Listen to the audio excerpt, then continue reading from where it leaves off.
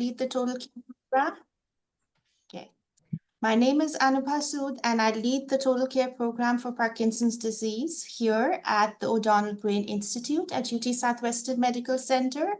If you are not now a participant, someone who's registered in the Total Care Program, you can do that absolutely free of cost. It's an event that's available to the public and, of course, to our UT Southwestern patients and care partners and families and friends and all of that. Our registration link is available on the Total Care webpage, and I did put the webpage on our chat, so you can look that up. To participate in any of our educational events that are held virtually and on Zoom and in person, you have to register for our events and receive information about the events that are happening. So, if you register for the Total Care Program, you will begin receiving all of this information. Our next big event is going to be our annual symposium. This year, it is going to be on April 26th, right here at UT Southwestern on our campus. We have a great program. It's going to be all focused on non-motor symptoms in Parkinson's disease. So we hope you can register and attend. We look forward to having you there.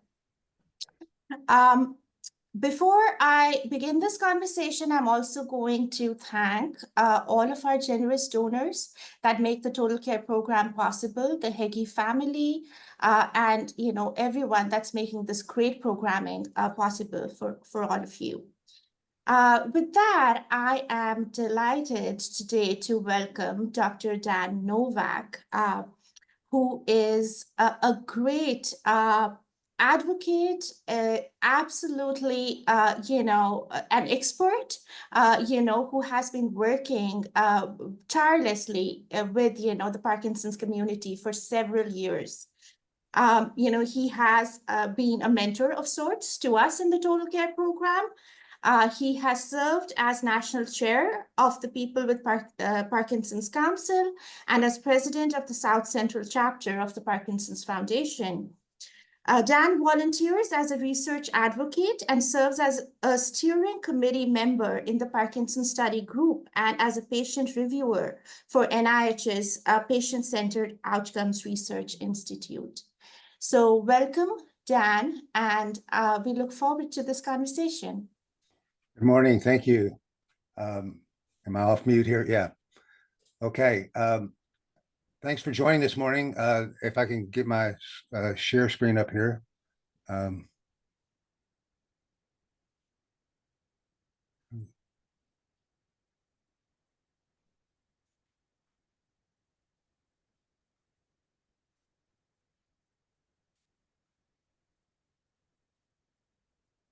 see, is that working or? I don't see okay presentation yet. Okay. All right. I have it up on my screen now. We need to figure out how to go next. Mm-hmm.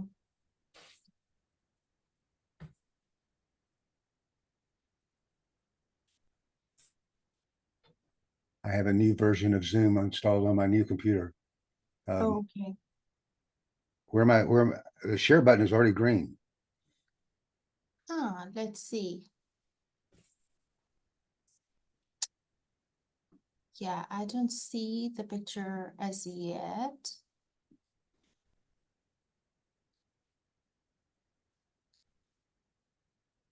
Janice, do you want to see if the sharing options are working? I have clicked on here one participant. Oh, it looks like we're onto something here. Can share at a time, and I've stopped sharing my version. Okay. So it looks like your background is changing. Okay. So which one of these pictures do we like? This one? Yes, that's good. Okay. That picture looks good. All right. Maybe, oh, there we go. Okay. Says I'm screen sharing now. Yes. Okay. So talking about finances is only better, one step better than talking about exercising, I guess. That's one of my favorite cartoons from years ago. We will, sorry, Dan, we will have to get the presentation full screen if there's a way to do that. Sure.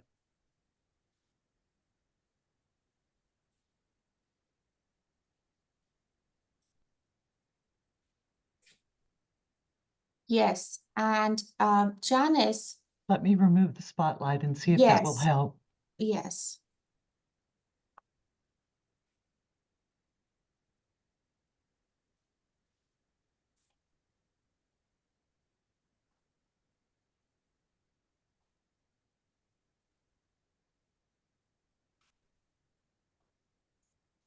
Hmm. Yeah, we're not seeing the slides as a full screen here, Dan. So I wonder,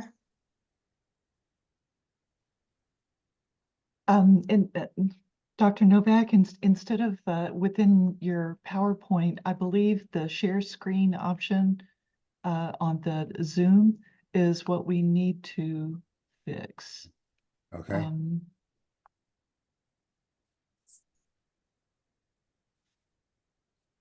Citizen screen sharing.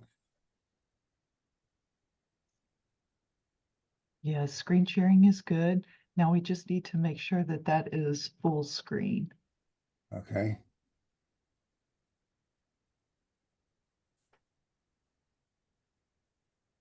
View options. On that ribbon on the top where it says you are sharing your screen, Yes. there is a tab that says View Options. Okay.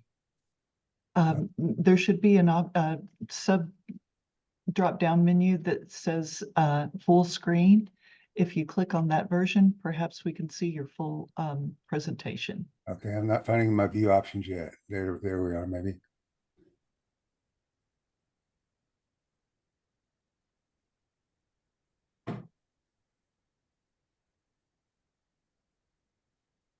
Oh, there it is. Way over there. View options. I'm sorry. View and then what? Speaker gallery, full screen. There we go. Try yours full screen. See if Okay. that will help. Okay. Did that help? I'm Speaker gallery, sorry, it did not change anything on this side. full screen.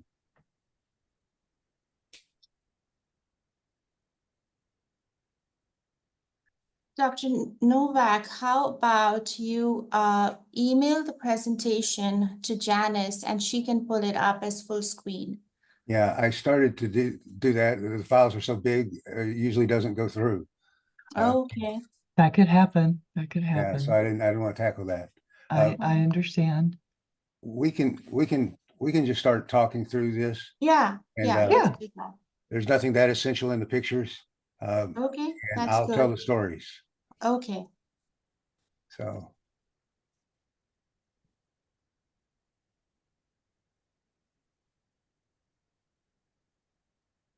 screen sharing is paused. One last try here. Screen sharing is paused. It's got a note.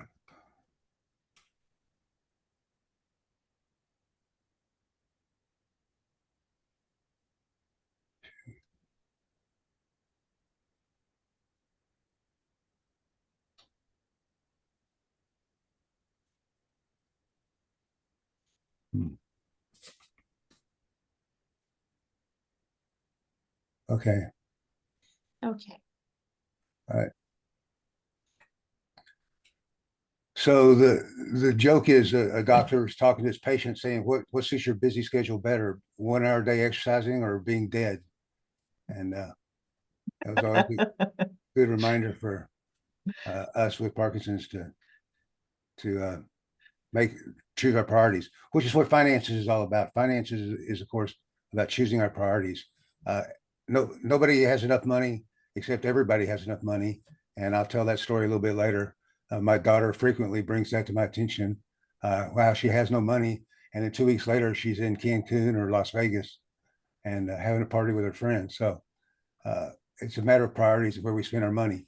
My first question to the group today was going to be, is anybody of the group still working and getting healthcare benefits now.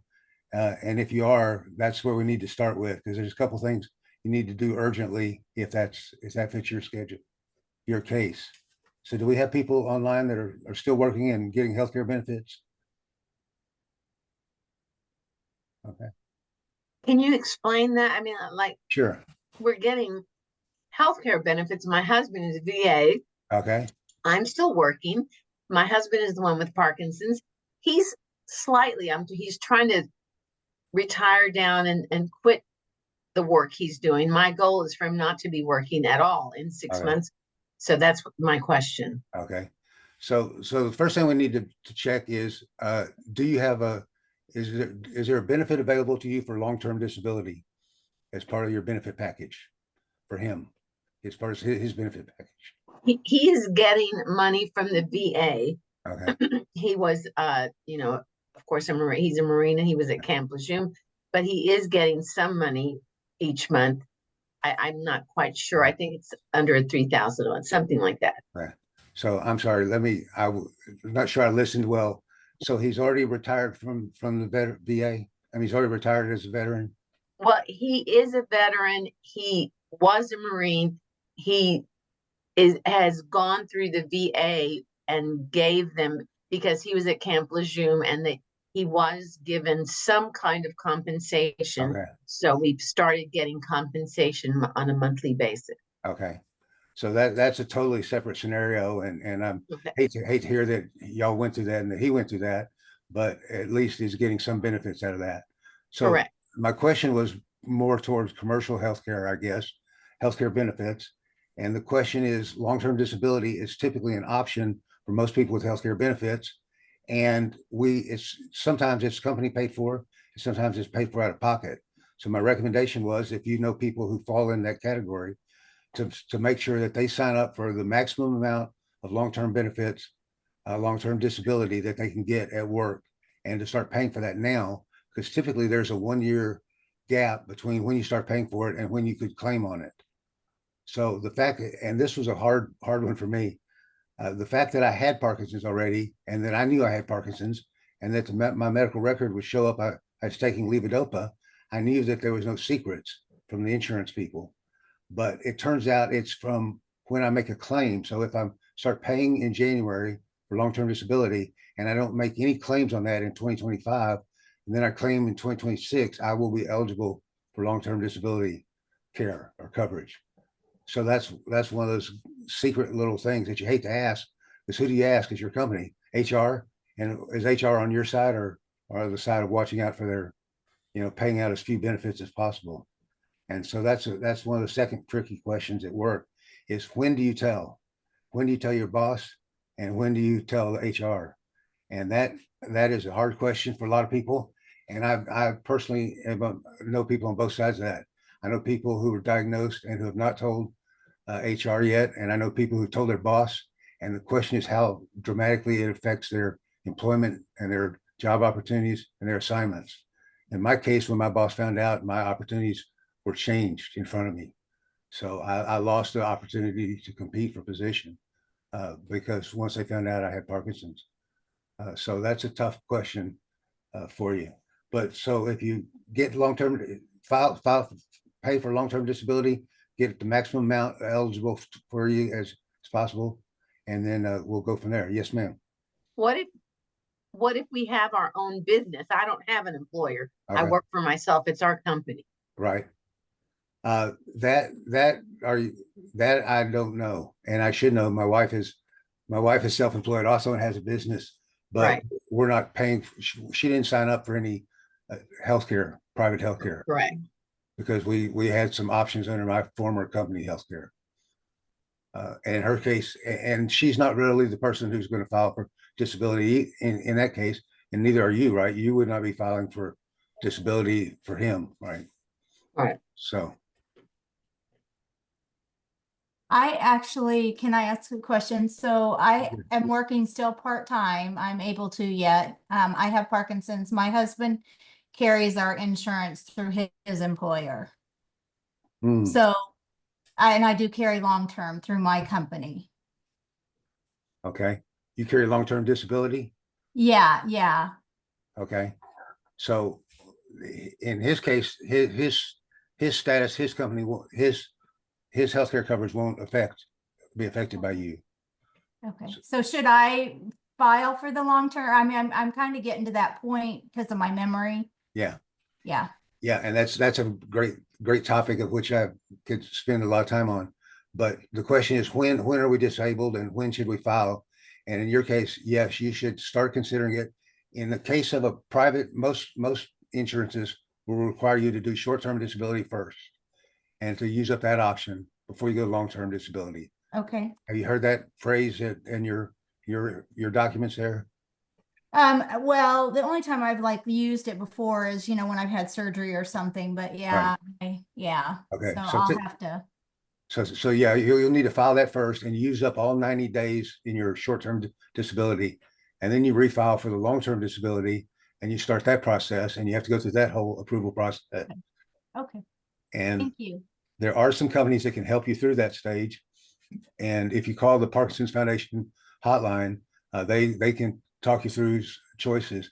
I ended up using one of their companies.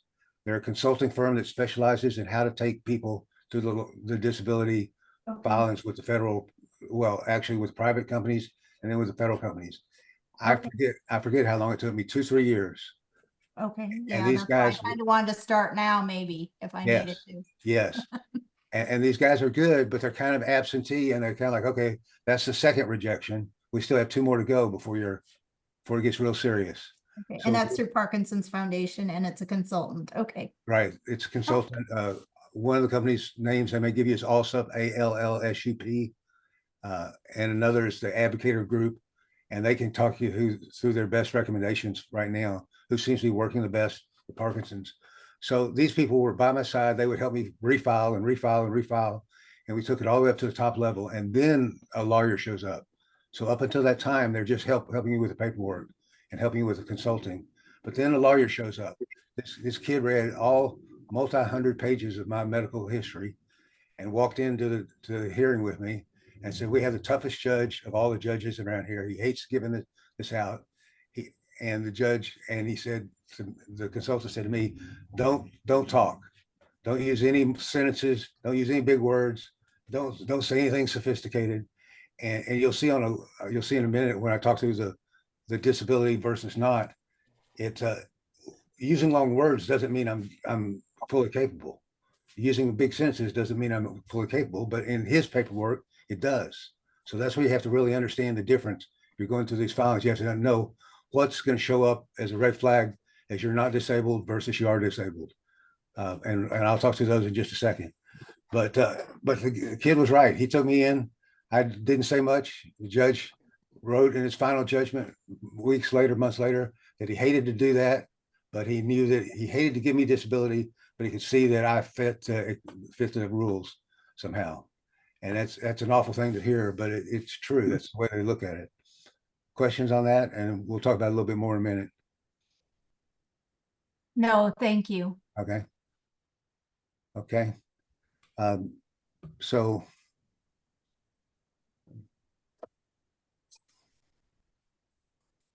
find my way back here.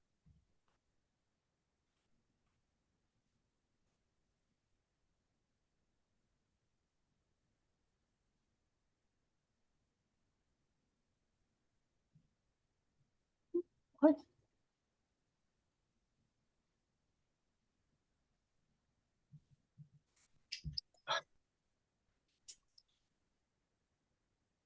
Thank you for those that are using the chat. We'll get to those in shortly. Okay. Found my way back here.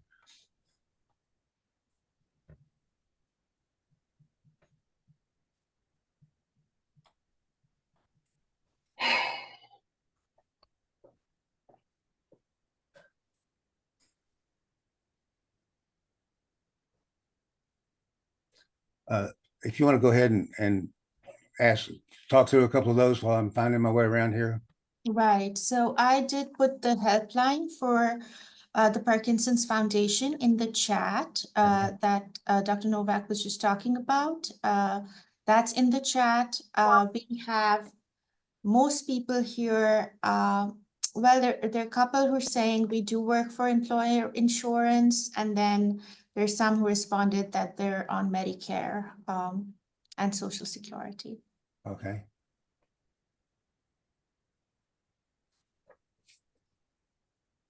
So yes, it took me years to go through the process, but I finally made it to disability. And the interesting thing on working with the consulting firms is they help you get through the private insurance stage and start pulling from your policy for long-term disability. But then they also are motivated to help you get filed with the government and take the government disability, because that way they only have to pay the remainder.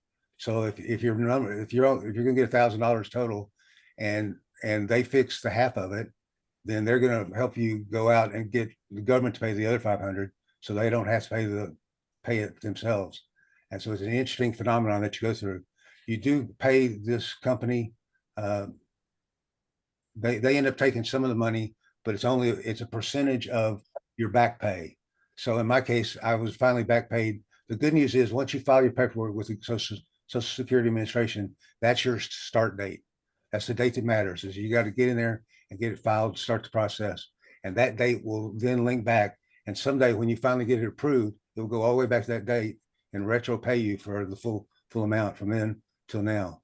So then the consulting firm takes a slice of that. But at that point, you don't care. Having been through months and months of rejections and all that, you're happy to pay anybody a few $1,000s to get you past that hurdle. So that was definitely worth it.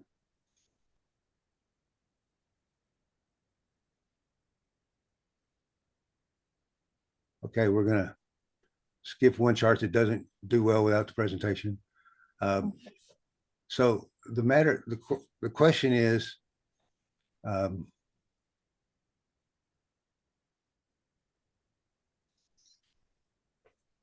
there's typically some questions in people's minds on how do I make financial decisions? How do I pick what's the priorities, and how do I work that with my friends and family and whoever else, my kids, whoever else is affected?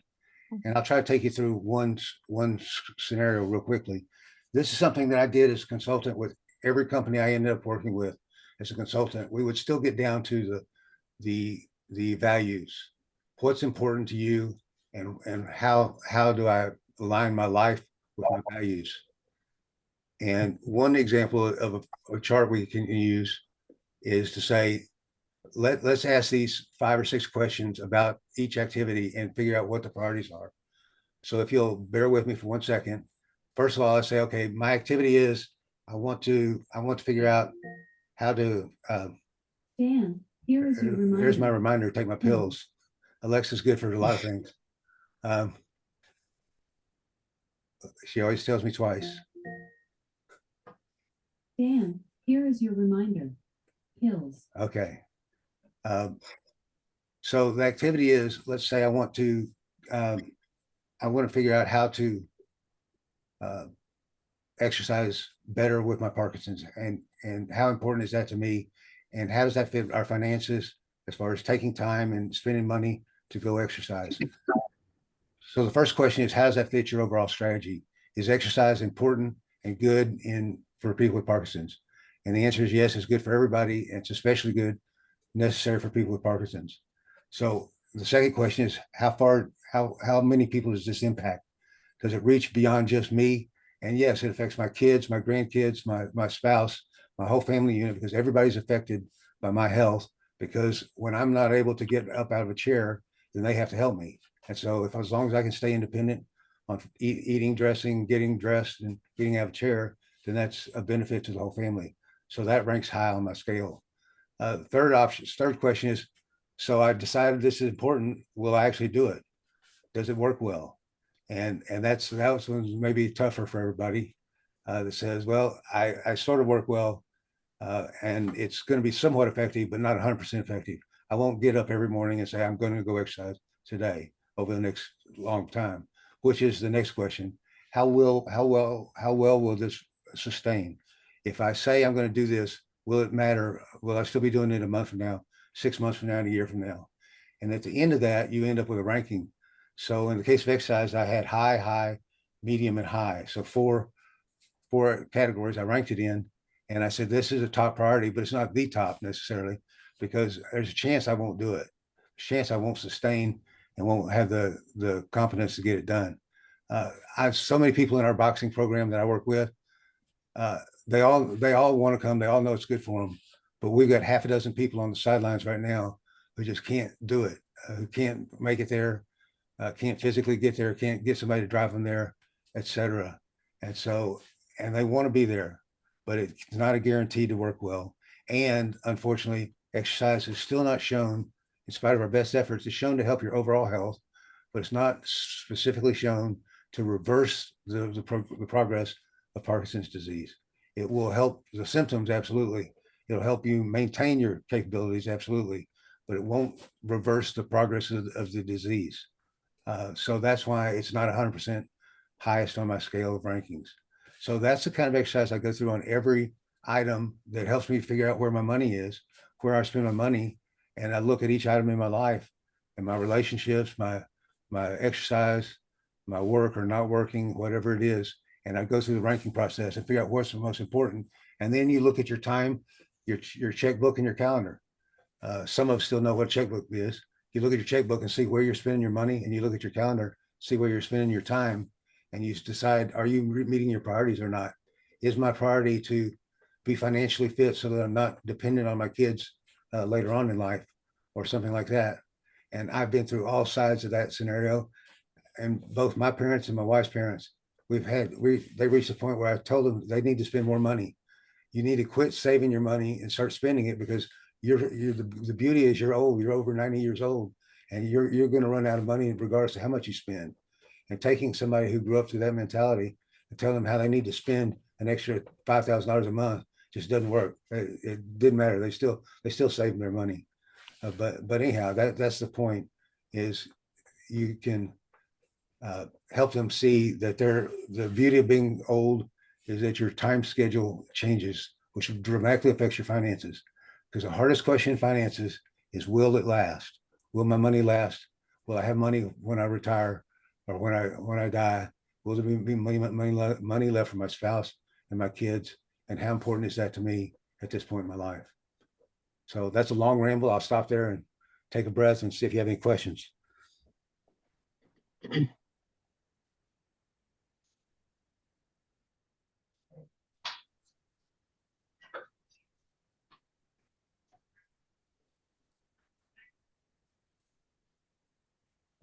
That was a really a good grid. Just the visual of it, was I was just looking at it, and it looked like a really nifty idea to actually do this exercise. And what I'm going to do, Dr. Novak, is that I will send out in the email after this conversation that particular grid for people to look at as well, and we can probably find a way to send them the whole presentation as well. So I'm looking at here's one of the official documents on Parkinson's disability. And you're limited in physical functioning and in one of the following: understanding, remembering, or applying information, interacting with others, concentrating, persisting, or maintaining pace, adapting, and managing oneself. So in my case, planning and organizing is one of the first things typically to go in your cognitive abilities in Parkinson's. And short-term memory is one of the first things to go. So I was a professor of leadership and a department chair, and I could stand up and teach all day long about leadership because that's stuff I knew from my years and years of teaching and coaching and consulting. But when the dean of the school said, Dan, how are you coming on that master's of leadership program? Is it ready yet? I couldn't remember if we had actually announced it yet or not. I couldn't remember if we had actually made the decision the day before or not. And I kept telling the company, that the organization, that I needed to go. And the guy that was working for me was doing all the work, and he needed to be the department chair. And he ran the department for me and just told me what the question was. And I could answer the question. I just couldn't plan it and organize it. I couldn't write out a program for the coming year. He did all that work. He deserved the position. And I couldn't get them to give it to him. And finally, it hit the head when I didn't show up for our residency program. In a doctoral program, you have this that's online and hybrid. You get together once every 3 months or a year, and you have a face-to-face residency program. And I forgot it, and Mark had to just run it without me. And he's capable of doing it. The students didn't miss a lick, but I just missed it. I just flat forgot, and that's pretty sad when you can't remember. And I said, I've got to go. I've got to get out of here. So in my case, that was 10 years after my diagnosis. First 5 years, I was good. I was on the board of directors for the Parkinson Foundation. I was serving locally, and I could hop on a plane and fly to a meeting and anywhere and get out there and show up. I could fly to Portland, Oregon for the World Parkinson's Conference and things like that, and represent them and do well. But I couldn't remember, I couldn't keep my schedule. And the other sad part was I could not, when I was in front of the judge, I could not be a greeter at Walmart. I have a PhD and an MBA and all this stuff. I can talk about leadership forever. I can teach a course, an old course forever, but I could not be a greeter at Walmart because I couldn't, number one, remember things. And number two, I couldn't positively maintain my body schedule. When I had to go to the bathroom, I had to go to the bathroom. And that doesn't work when you're a Walmart greeter. You can't say, I'm sorry, I got to go. Just get somebody else to cover. Show up. And so that's pretty sad, but that's the reality. And that's what's hard on convincing the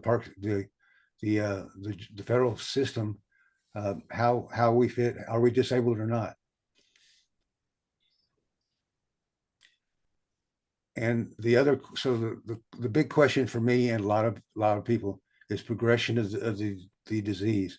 And I wasn't going to try to go into that in depth today, but that's a key issue in your financial planning.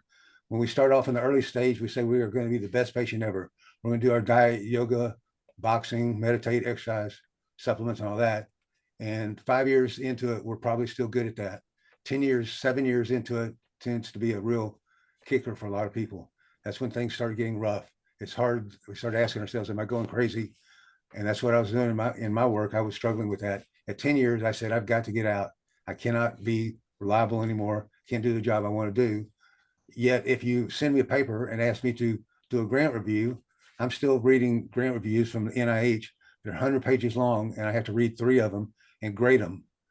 And every 9 months or every 3 months or so, we go through the whole cycle. So I'm grading 100-page papers, but I couldn't write a 1-page paper and make sense out of it anymore. So that's an example of how some of the stuff is tough on whether you're disabled or not.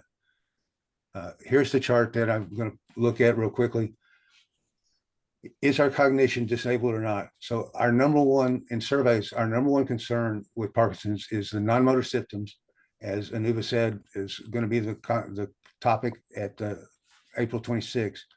The non-motor symptoms, the number one fear is cognition, losing our cognitive abilities, dementia, disabled, and that actually affects most of the people by the time they're in the advanced stages of the disease. 80% of us have lost some of our cognitive abilities.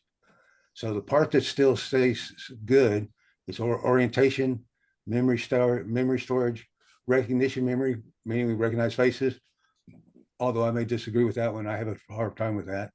Vocabulary and grammar, I can still use big words. I just can't remember them. I can't get them off the tip of my tongue.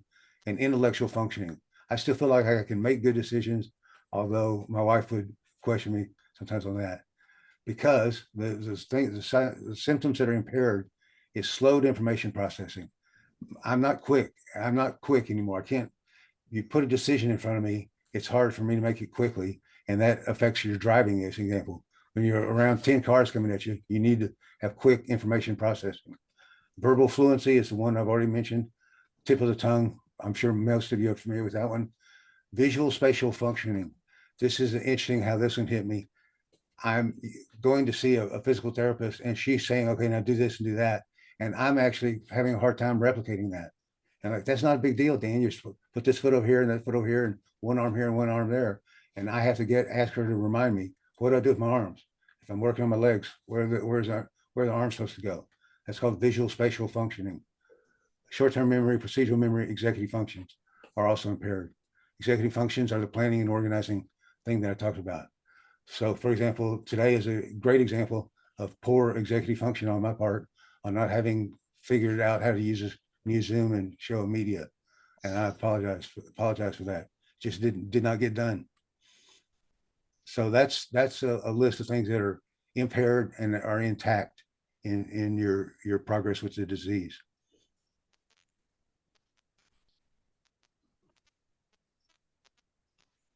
So one of my main messages today is we need to spend an hour a week, hour a day, whatever it is, on our financing and our family planning, and make sure that we're straight on all that. I confess I am not straight on all my wills and paperwork that I should have out there. And here I try to teach it, and I know better, and I still don't have it all cleaned up and current as of this year. This study in Sydney, Australia, they had 150 people to start, and 15 years later, 50 of them were surviving. So I started with 150, they had 50 left at 15 years. The most disabling long-term symptom was cognitive decline. 84% of the people showed cognitive decline. At 20 years later, 20 years after diagnosis, they had 36 surviving out of 150. So that's I hate to be, it's not meant to be negative, it's just to be reality. We've got to face the reality. If I'm alive, but I'm not cognitively able to do my finances, I need to have set my family and my spouse up, in my case, to have that under control. I started turning over all of our finance decisions to her, and that's been a long training session on my part, on her part, but I need her to be completely comfortable with everything that she wants to know about our finances going forward.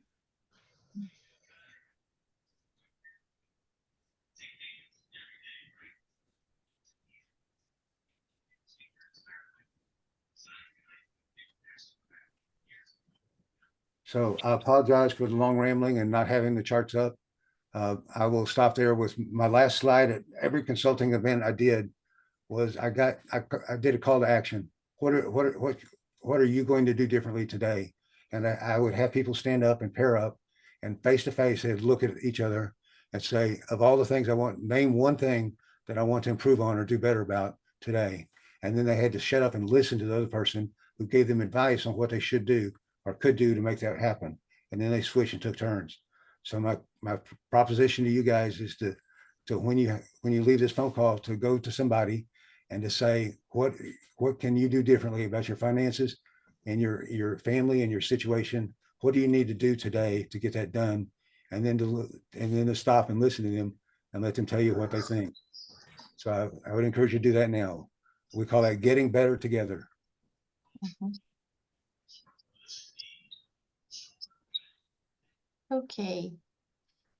I am going to unmute so we can have a conversation here going.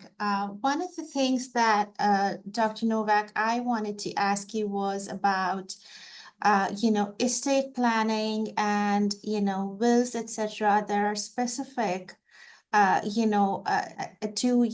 may be some companies, organizations that are sort of helping people with Parkinson's disease do that better. Do you have any recommendations there, or any kind of consultancies that can sort of help people in the area? I have not found many people in any profession who are actually experts at Parkinson's. So you'll be looking at people who are good at chronic health issues, and in most cases that will be the same. And I don't have any strong recommendations, but the answers range all over, obviously, which is everybody's going to say you need a custom consultation with somebody who will sit down and understand your differences. And every locale and every state is going to be different as far as the requirements and what they need to do with that. My documents are out of date, are out of shape on that. And it turns out that it's somewhat interesting if you're into this estate planning. There's very little left in my situation that's not already covered, because my 401ks already have a beneficiary assigned, which is my wife in my case. Our house, you can now do your house under joint ownership, joint ownership with rights of survival. So that if I were to die and she's in the house is automatically hers. It's automatically all under her name. When we purchase cars, which is not very often, we put them under her name so that there's no question about that. And what was the other one? Your bank accounts. We have joint ownership on the bank accounts. So as long as you set up all that stuff with joint rights of survival, the house is covered. The savings, the savings, 401ks and savings accounts are covered. She's actually started her own savings accounts also out of her business to make sure that was clear under her name. And there's nothing left to estate. I mean, furniture, and that's all hers. Anyhow, so that should be a goal, is to not go to probate, to not have anything in there. Where it gets messy is if you have kids in there, that there's going to be any unique situations with the kids. But in my case, it's all goes straight to my wife, and the kids come later. There's no need to give them money to blow in Cancun and Las Vegas. All right now.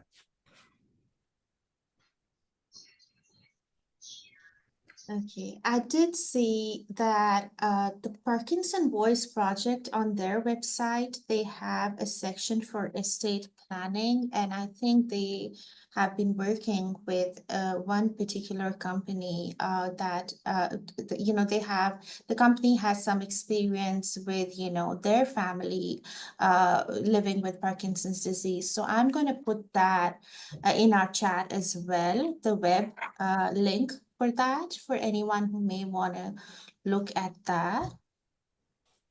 The Parkinson's Voice Project is doing real well with their fundraising and development, and they probably have some good contacts over there. Plus, they're in North Dallas. Right. Okay, questions? I don't have a question, but I have a comment related to, which is already worn out today. Related to the Social Security disability. There are different ways you can go through. You go through an attorney, as you were talking about, Dan. I chose to do it myself the first try, and you can actually do it online. And I got so I can't deal with this. So about a year later, I decided I was going to try again, and I made an appointment at the Social Security Department here in Dallas. And I walked out there, waited for like 3 hours in the lobby, and I finally got in contact with one of the technicians in the back. And I sat down with her and I shared my story with her. And she was so empathetic. She said, just let me do this for you. So we went through the whole form. And when you got to the places where I wasn't sure about, she put the worst case scenario on there for me. I mean, it was that. I prefer to put that was for me to describe it. And so I got approved the first time through without paying any attorney fees. And because I had tried on my own a year or so before, she declared that to be my disability date. So my back pay was not just the day that I talked to her, but all the way back to the first time I tried it on my own on the computer, which I was very fortunate. Yeah. It's probably an unusual case, but I was approved within, don't exactly remember the time frame, but it was very short, and it was one time through and I had to pay any fees. Now that's worth trying one time. If you get, I think the first time, I would give an attorney, like you're talking about, Dr. Novak, they'll take a piece of your back pay, but at that point, if you're in, you're in. So giving a little bit of money away to get somebody help you, that's not a bad idea.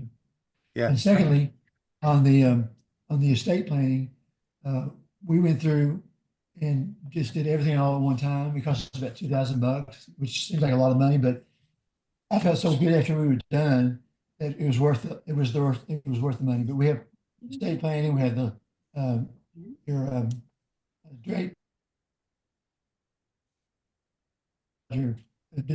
resuscitate, whatever, what's living will, I guess, and the power of attorney, the durable power of attorney, and the medical power of attorney. I have that for my wife, and my wife has it for me. So she's on all my HIPAA stuff, and so she basically did all my.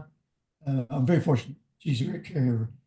She does all my appointments, does my medication for me, and all that stuff is in line. So when something happens to me, like you're talking about, Dr. Novak, it goes to her, and we're out of the business by doing probate. But I would just encourage everybody to do that now, because if you wait a week or a month, you'll forget about it.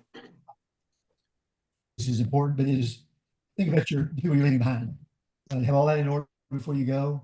They can just worry about their grieving. You don't have to worry about trying to wrestle through all those decisions about estate planning and beneficiaries and all that kind of stuff. So I'd encourage everybody to just get that taken care of now. Yeah, thanks, David. So important point that David mentioned is they went back to the first date that he showed up in the system, which in his case was online, and they use that as his application date. So the fact that he followed up later with person is great. I did the same thing, David. I also got an appointment with the people downtown Dallas and was very happy to use them. But in my case, I was 51 years old and was trying to get Social Security disability, and I didn't have any good luck on going through the first time. But she, as far as going through the paperwork and help me get started, she was excellent at that. So Yes, Carmen? Yes. And I have been going to this giver group, which is wonderful, but the biggest fear, the biggest challenge, Warren has been excellent. He's taken care of all of our finances. We have a business. We have several checking accounts. He's told me this is where they are. This is where they are. And it was wonderful because I shared this with a lady, and I think it's important, even though he is able to do everything now, I think I'm just asking, I would like to get together with him once a week and say, okay, this is this checking account. This is our personal, this is our business. Let's go through, because I wake up in the middle of the night thinking, now, is our insurance being drafted out of this account or that? And I think that that's the first step, because it's like this woman said, it could be gradual. Warren is fine right now. However, I just want to be able to take charge in case something happens. I mean, like if God forbid something else happened, he was in a wreck or something. So I think that maybe once a week is that what you would suggest? I would like to get together and go through our accounts just so that I know what's going on, because I have been very remiss, because he's been brilliant all these years. And that's what I wanted to share and ask, what would you suggest? Do I need to do it more than once a week, or what's my first step that I should do? passwords. Oh, I've got that. That's covered. Passwords. But I'm getting online now, and that I can actually do that, and that's okay. I haven't gotten to all of the accounts, but I know one or two accounts. You know, we have one bank that has several accounts in it, and one passcode will get me into all of that. Yeah. So I should get online. You think I should do it every day, once a week? I just hate anything that has to do with numbers, and this is not good. Well, yeah. So an obvious recommendation is that you also involve a financial planner or We somebody. have one, yes. Okay, somebody in there, and they need to be involved in monthly meetings or whatever it is to make sure that Okay. they understand what's going on. We have not used financial planners only because with my background, I keep thinking I don't need to pay. The best way to save money is to not spend it on fees with Right, somebody exactly. else. So, and every time a financial planner calls me, they say, well, who are you using now? I say myself, and they say, oh, how much money do you have? Oh, okay. But they still call me every week, every month. It's hard to take somebody who doesn't like numbers and get you really comfortable with it. So I would think you need to have make that decision as to how you realistically are going to do that the next 30 years. You need to figure out a plan for that. And I'm not sure I would get together once a week, but something that you go through the ritual to where you get comfortable with it. Okay. On a monthly basis, whatever it is, say, okay, and frankly, I mean, Alexa was talking in the background a minute ago. I've mentioned last night, we need to use her for our HOA bills. I mean, that's something you pay twice a year. That's the one we forget. And that's pretty embarrassing that your neighbors see a profile of, oh, well, and I said, well, we don't have a financial problem. We have an office flow problem from my office in the back of the house, her office in the front of the house, if things get lost. Yeah. Which is silly. I got cut off my internet for a moment there, sorry.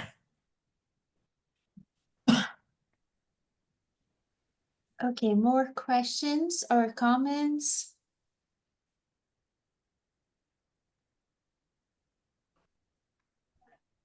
We're almost out of time. We can probably do one more. I have to say, a lot of this information is really pertinent for those without Parkinson's as well. So I'm learning along with you. Yeah.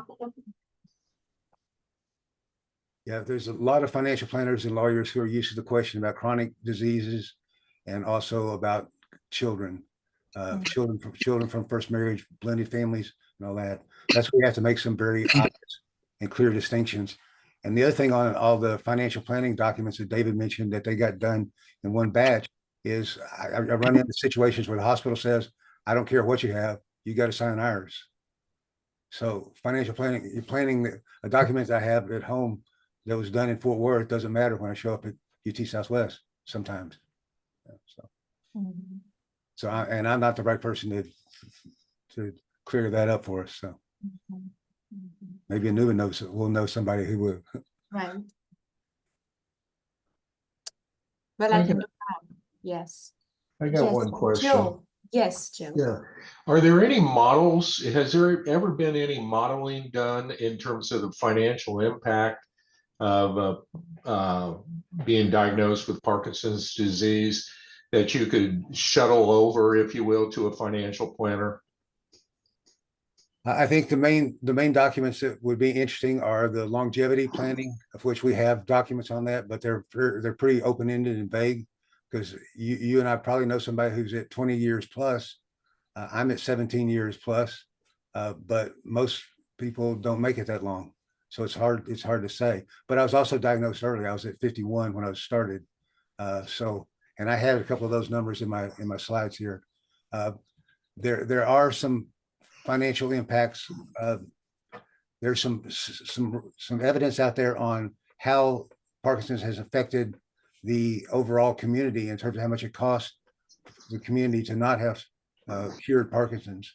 But I'm not sure a financial planner is going to care about that. I think more a financial planner would be interested in is how close can you nail down the numbers and the details on how long am I need to plan for. And frankly, I've been through it all with my parents and my wife's parents.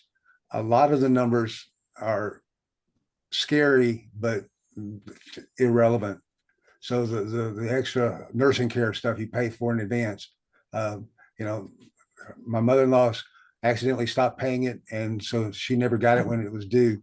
My father-in-law got it, but it was trivial by the time he got it, so it didn't matter much. As I look at the numbers, and I forget the exact number, the average stay in a nursing home is scary per month, but the average stay is only 18 months or something like that. So when you look at your budget and say 18 months of $10,000 is crazy, but it's not something I should freak out about, not something I should worry about and go buy all this extra stuff today. Every time you're paying somebody, handing somebody a check, you're paying somebody profit.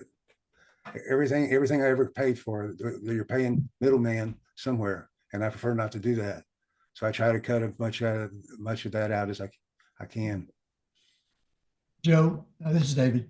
I've looked for a model for an individual, and I haven't been able to find one. But there are a bunch of things that talks about the economic burden for like the nation, for all the costs of Parkinson's, $52 billion or something like that over time. But I've not been able to find anything individually. But our financial advisors kind of take that into consideration, that I'm going to have increasing costs.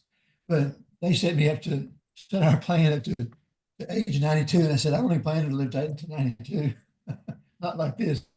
But it's just a judgment call on how far you want to put it out there. But there are some ways to estimate the amount of your medication. All things being equal, with the same amount that it costs right now. It just may take a little more time on you as an individual to do that. But that's one thing I've been trying to look at now recently is the way the medication has changed. The medication coverage has changed with Medicare. There's more cost up front, but there's a whole lot less cost on the back end of the year. So that's kind of changed my yearly financial planning altogether differently. So. Yeah, that's an interesting point, David. Thank you for making it. recently, I'm with Vanguard, Okay, and they just offered me, and I accepted a analysis, if you will, of our financial situation. They modeled it out to 99. And I didn't say anything to them about, they didn't ask, of course, about health status or anything like that. But we modeled it out to 99 years of age just to be safe. Right. And I guess what really is at the basis of my question is maybe I should be asking if the financial planner models in health status along with Right. just how much money you have. And you know, I don't know how they model out, well, they ask you how much money you want to spend or how much money are you going to need to spend on average per year right now. And then they estimate a inflation number of, I don't know, 3 or 4%, maybe more. Actually, I think it was more like 5 or 6%. So they take that number up that you need to spend this year by 4, 5, 6% per year out to the age of 99. Well, you know, maybe it's not so linear. Maybe we're going to encounter more costs, and maybe it could be, maybe you could predict more costs. For me, I'm the PD patient. My wife's health status is very good. So, you know, the question becomes, you know, shall we plan on increased outlays 10 years out or 15 years out or what have you? And, you know, it's an interesting question. Although we haven't, I don't know if anybody can resolve it, at least at this point. so Joe, how long since you've been diagnosed? About a year, year and a half. Okay, so some of the charts I was going to show you are just to try to help us. I mean, not to be discouraging, Joe. You sound like you're doing great. 5 years, I was doing great. 7 years, I was doing okay. 10 years, things have changed. 15 years, I don't care about going on a cruise anymore. I don't care about I can't go see the grandkids because I can't make it to the airplane flights and the bathroom stops. So it's just that I think you got to front end load your spending and enjoy it and have a great time. Yeah. I have a picture of my wife in Maui at our 20th year anniversary and 10 years at Parkinson's. We went to Maui and I spoiled her rotten. The housekeepers, as we left, said, "So are you famous?" We're asking her, "Are you famous or what?" Because we had a 4-room penthouse all to ourselves and I mean 4-bedroom penthouse all to ourselves. And I was waiting on her hand and foot, and the housekeeping staff wanted her signature. But so that's worth doing. But that was at 10 years, 15 Yeah. years. We've canceled every trip we booked the last 3 years. We've canceled them. So we're not spending the money like we were. Yeah. I think Yeah, it's I've heard it characterized as with financial planners, you have the go-go years and the slow-go years and then the no-go years. So, Yeah. well, that's like- very, very good advice, Daniel. Thank you. Yeah, just pick some numbers. 5 years, 10 years. Here's what we're going to do for 5 years and 10 years, and then after that, we'll be at home.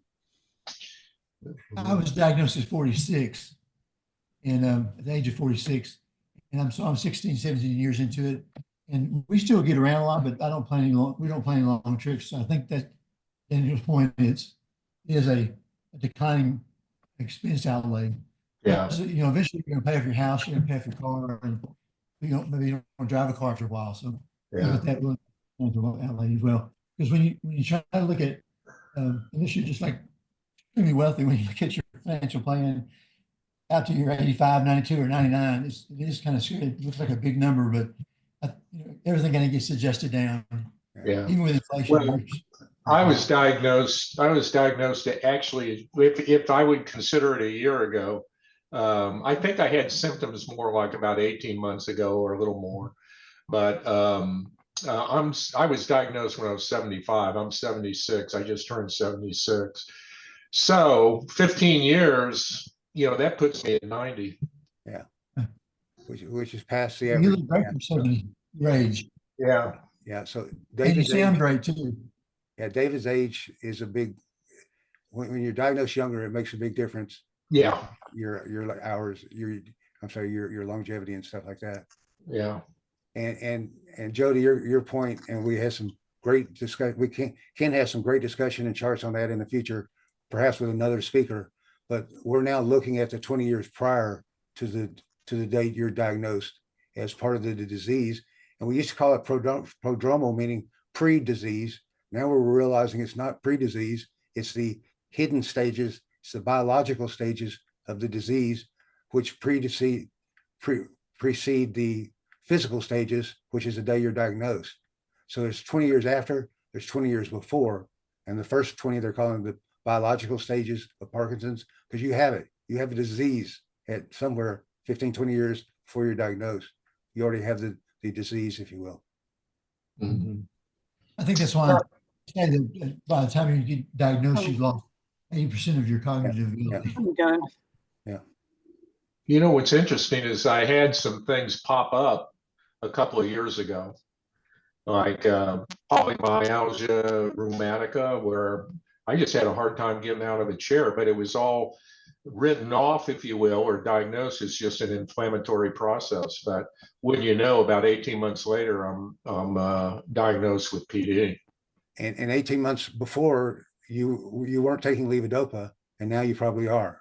Oh yeah. So yeah. I was better after diagnosis than I was before diagnosis. Yeah. Right. Yeah. So, we can keep this Zoom conversation going, but I'm going to request Janice to stop recording. We can still be having this conversation. That's totally fine. Janice, if you could just